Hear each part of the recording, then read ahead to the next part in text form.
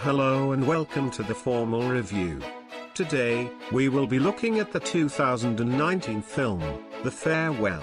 Now sit back, relax, and enjoy the review. Hello everyone and welcome back to the formal review. This is episode 44 and I thank you all for tuning in once again. Now before I get started, I do want to preface this episode with a mild spoiler warning, but I will always do my best to keep everything vague as not to ruin the movie for you. However, as I always say, I do suggest you go see the film before you have to hear what I have to say about it so you fully understand everything. But if you don't care about that, keep listening. The Farewell is a comedy drama film written and directed by Lulu Wang. The film stars Awkwafina, Zima, Diane Lin, Chao Shuzhen, Lu Hong, and Jiang Yangbo. It follows a family who, upon learning that their grandmother has only a short while to live, decide not to tell her and schedule a family gathering before she dies. And honestly, story-wise, that's really the plot. It is a very simple story, however that does not make it any less impactful. The film starts off with a title card saying that this is a true story based on a true lie. This film was written by Wang and this is her story. The film shows her experience of traveling to China to say goodbye to her grandmother. However, she can't say anything about her diagnosis or for the true reason why she visits. And this is a very true culture aspect of China and many other parts of the world where relatives decide to withhold unhappy medical news to ensure that their family members live out their lives happily. In this case, the family decides to put a wedding on to give them a reason to go see her. And the entire film feels very personal from start to finish, with even Wang's great aunt playing herself in the film. And she uses also a lot of the same locations, including her grandmother's home and her grandfather's grave. Wang has stated in interviews that this film is an American film that takes place in China. She has said that many studios wanted to change this to make it more American and really give it more stakes, as she puts it. And I am very happy that she didn't change the story and made it simply about her losing her beloved grandmother. It feels very authentic, and even for those who are not Chinese can attach themselves to it. The humor that she has is not punchline related or butt jokes. Her jokes are family oriented. These are human situations that even for someone outside of the Chinese culture can attach themselves. For example, when the family visits the gravesite of the grandfather, they bring a lot of these random items from his past, such as cigarettes, and put them on his grave. These items may make little sense to an outside viewer, but there are reasons for each item. However, when the family lights the cigarette after one son tells his mother that the father smoked even though he told her that he stopped, this is a very real situation and it's very comical. And a lot of Western audiences who did not know about this practice in Chinese culture or other places can really just follow Billy's, played by Awkwafina's, journey throughout the film. Awkwafina has been a scene stealer in her prior roles in Ocean's 8 and Crazy Rich Asians, but didn't know she was more of a supporting character and was really the comic relief. But in this film, she is the star. She steps away from her comedic role and really shows her dramatic abilities. She has an amazing presence on screen and really deserves a nomination at least.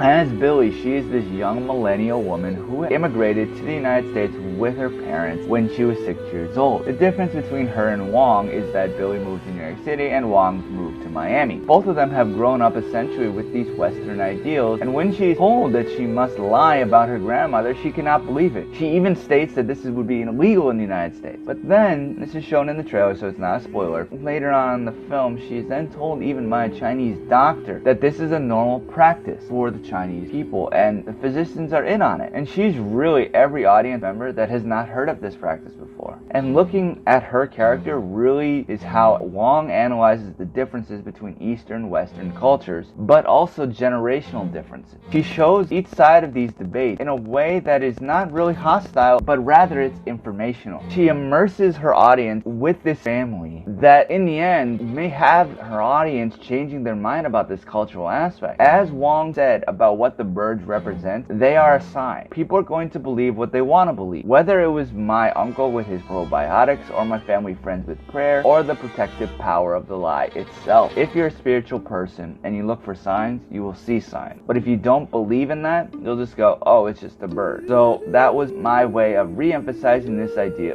of perspective, that things are all based on how you see see them. And so she uses this in the way of showing how Billy grows as a character, but also introducing these ideas to people who haven't heard of them. And if you change your perspective on how something is presented to you, maybe it's not as bad as you really think it is initially. And this is a very simple concept, but it is done very elegantly within the story. In addition, through Billy, Wong also analyzes the idea of Americanized Asians versus homeland Asians, though specifically here Chinese Asians. In some cultures, there can be some hostility between these two populations, but Wong is still able to compare these two cultures and show the benefits and that they are still very similar.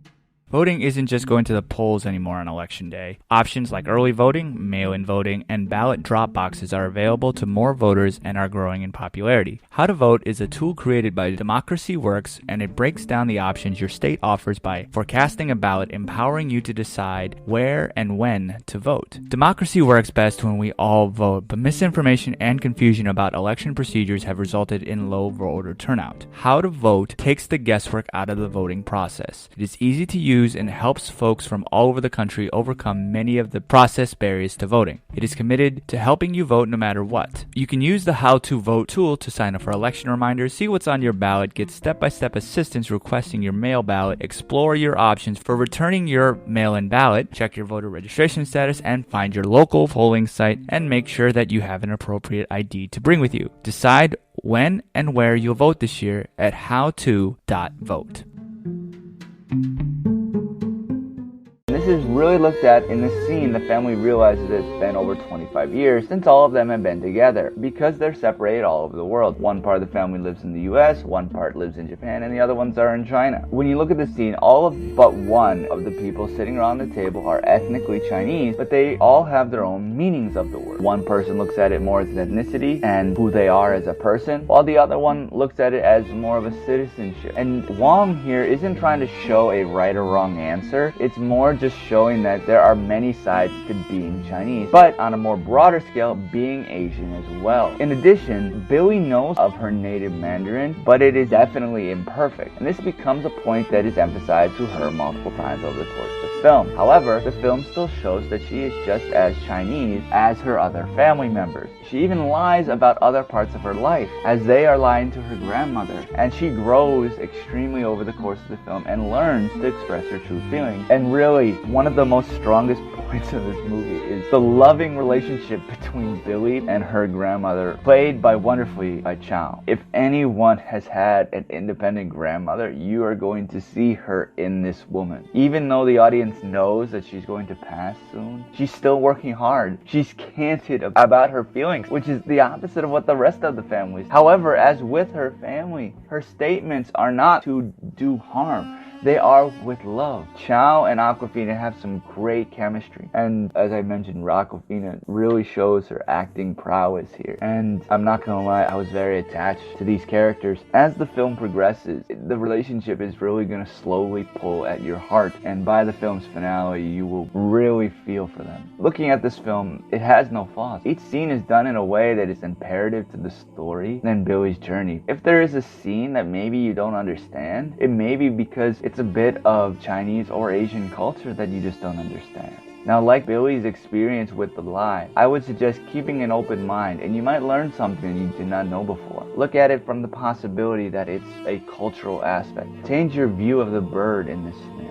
Look at it as a sign of something to maybe ask somebody to learn about their culture, and you may learn something new. And Wong is able to tell her story beautifully, and I would recommend anyone to see this film again and again. And I would rate this film a rare 5.5 out of 5 bow ties. Now, what did you think of the film? Let me know. Hit me up on social media. The Formal Review is on Twitter, Instagram, and Facebook, and the URL is all the same. It's at The Formal Review. Now, thank you all for tuning in once again, and I really appreciate you all listening. I see the numbers, and I'm really thankful for you all. So you never miss an episode, please subscribe on your favorite streaming service. Formal Review is on Spotify, iTunes, Google Music, and pretty much any other service that has podcasts. In addition, I always want to grow and improve. Please leave a review on your favorite service. And also feel free to tell me what you want to hear and or maybe a film you want me to review. I do this for you and I want to keep it entertaining. Each pair of ears you give to this podcast allows me to continue to And for those who have supported me on a financial basis, I really appreciate the fact that you have supported me in that way. For those who want to give some financial support, please go to anchor.fm/the-formal-review and click support this podcast. And really any donation is appreciated. As with every episode, I do have music in the background. I do not own the rights to this music, but I put it in the show to support each film's score. And this is a very important part of the film and can really bring the audience back into the film's environment. This episode's music is from the Farewell original motion picture soundtrack composed by Alex Weston, released on July 12, 2019 by Milan Records. Thank you all for tuning in once again,